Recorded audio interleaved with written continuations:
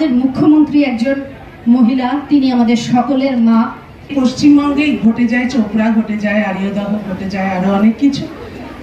অপার কথাই ঠিক, ও একদম ট্যালেন্টেড না, কিচ্ছু জানে না, না অভিনয় করতে পারে, না পরিচালনা করতে পারে, না গল্প লিখতে পারে, খুব খারাপ। ওর কথা শোনার কোনো দরকার নেই।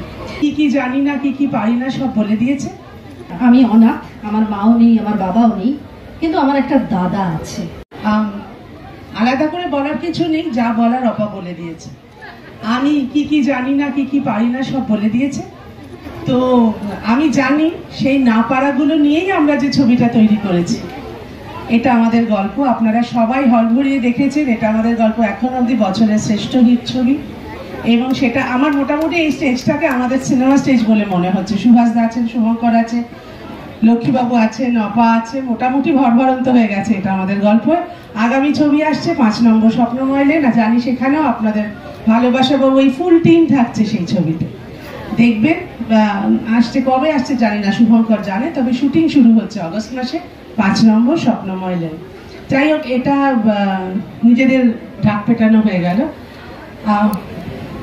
হ্যাঁ, দুর্গাপুজো তো হবে, দুর্গাপুজোই হবে। মা দুর্গার 10 হাত, আমরা মা দুর্গাকে পুজো করি। এবং দুঃখের বিষয়, আমাদের এই পশ্চিমবঙ্গেই ঘটে যায় চোপড়া, ঘটে যায় আরিয়দহ, ঘটে যায় আরো অনেক কিছু।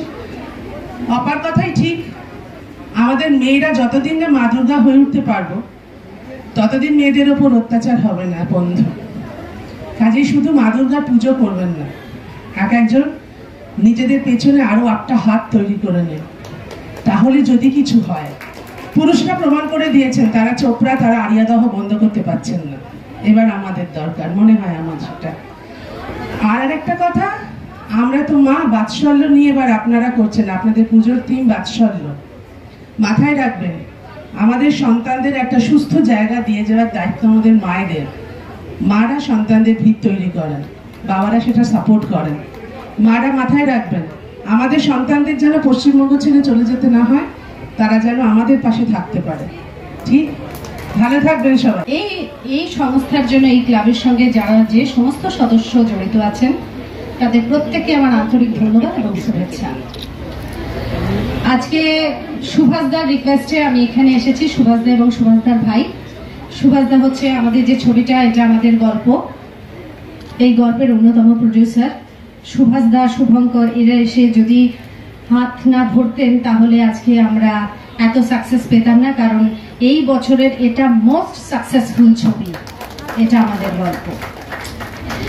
নিউ টাউনে এলেই আমার মনটা খুব ভরে যায়। তার কারণ হচ্ছে আমি অনাথ, আমার মাও নেই, আমার বাবাও নেই, কিন্তু আমার একটা দাদা আছে।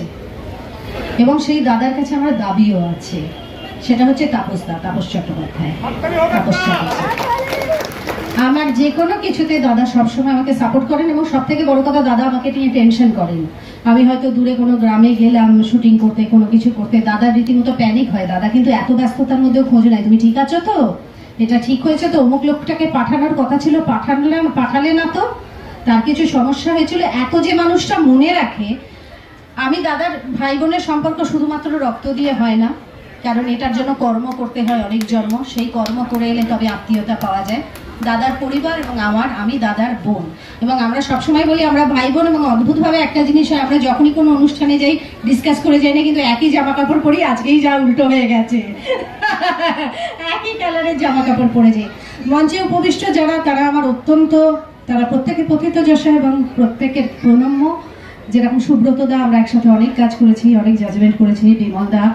আর আমার পেছনে বসে আছে আমার বান্ধবী, অত্যন্ত খারাপ, ওর কথা কেউ শুনবেন না। হ্যাঁ, ও একদম ট্যালেন্টেড না, কিচ্ছু জানে না, না অভিনয় করতে পারে, না পরিচালনা করতে পারে, না গল্প লিখতে পারে, খুব খারাপ। ওর কথা শোনার কোনো দরকার নেই। নিউটনের সমস্ত অধিবাসী এবং ক্লাবের সমস্ত সদস্যকে আমার প্রণাম, ভালোবাসা জানাই। দুর্গাপুজো একটা মহোৎসব, এবং আমার এই কারণেই ভালো লাগে যে কত মানুষ কাজ পায়। সারা বছর মানুষ বসে থাকে যে কাজ পাওয়ার জন্য। এই ধরনের পুজো হলে কত মানুষ কাজ পায়, কত মানুষের সংসার চলে, সেজন্য আমার ভালো লাগে। এবং মাতৃপূজা, মায়ের পূজা, যদিও মায়েদের সম্মান দিন দিন আরো কমে আসছে, এবং তার জন্য অনেক মায়েরাও দায়ী, শুধুমাত্র পুরুষরা দায়ী নয়। বিভিন্ন জায়গায় যে মহিলাদের উপর অত্যাচার হয় তাতে মহিলাদের সক্রিয় ভূমিকা থাকে। সেক্ষেত্রে আমি রিকোয়েস্ট করব মহিলারা মহিলাদের প্রতি সদয় হন, তবেই কিন্তু সুদিন আসবে, না হলে কিন্তু খুব মুশকিল। শুধুমাত্র পুরুষকে দোষ দিয়ে লাভ নেই। তো এটা মাতৃত্বের পূজা। আমাদের মুখ্যমন্ত্রী একজন মহিলা, তিনি আমাদের সকলের মা, সারদা মা আমাদের মা, মাদার টেরেসা আমাদের মা, এত মা, আমাদের মাকে মায়েদের এত সম্মান করে এসেছি। সুতরাং নারীর সম্মান সবার আগে।